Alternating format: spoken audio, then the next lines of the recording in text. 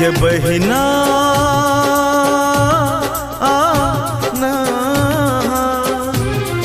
गे बहिना गे बहिना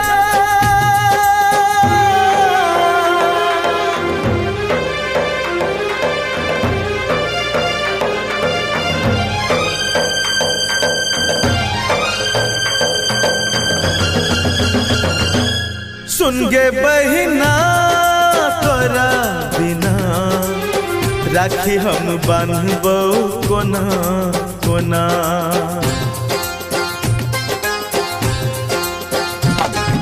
सुन गे बहिना तोरा बिना राखी हम बांधबो कोना कोना।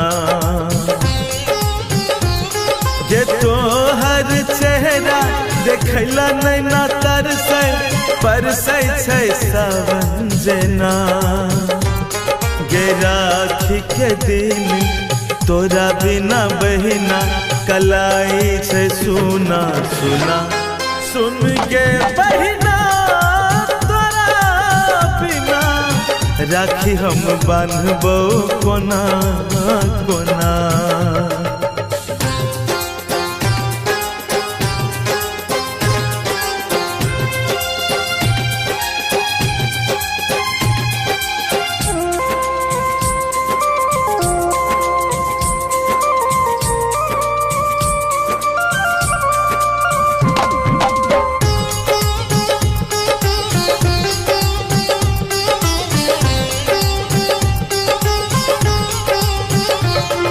करै छौ याद गे बहिना दिल ई पल पल।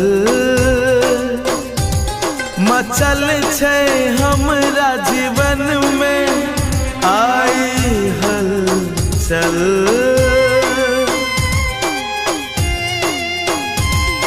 करै छौ याद गे बहिना दिल ई पल पल। मचल छै हमरा जीवन में आई हलचल।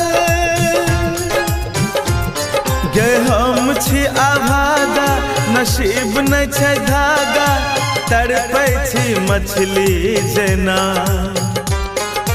तोहर चेहरा देखला नैना तरसे बरसे छै सावन जेना।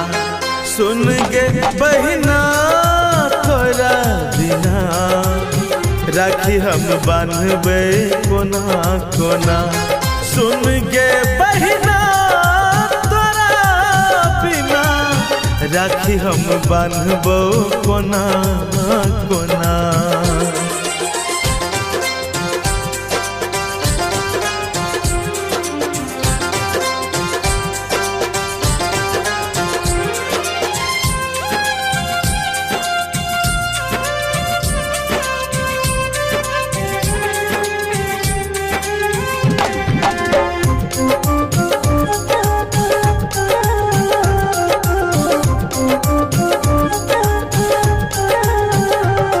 गे भाई बहिन के प्यार के पावन त्योहार ये ले।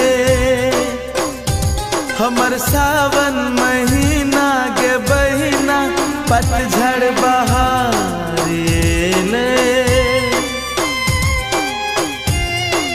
हो भाई बहिन के प्यार के पावन त्योहार ये ले।